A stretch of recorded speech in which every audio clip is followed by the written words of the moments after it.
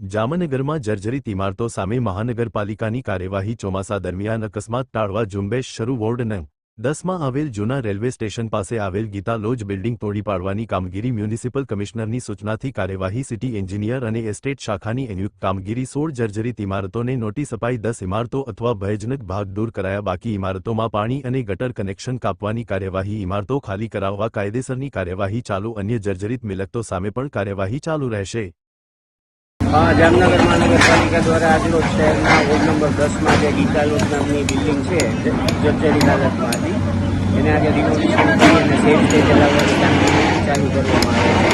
આગામી દિવસોમાં આ જ પ્રકારની કામગીરીઓ અન્ય જે જર્જરિત ઇમારતો છે તેમાં પણ માનનીય કમિશનરશ્રીની સૂચના તથા સિટી એન્જિનિયરશ્રીના માર્ગદર્શન મુજબ એસ્ટેટ શાખા સાથે સંકલનમાં રહી અને રિનોવેશન કરવાની કામગીરી કરવામાં આવશે। બધી 16 જેટલી જે જર્જરિત ઇમારતો એમાંથી કેટલી આજ સુધીમાં ડિમોલિશન 16માંથી 10 જેટલી ઇમારતોના ભાગો છે એ આયોજન થયેલા છે।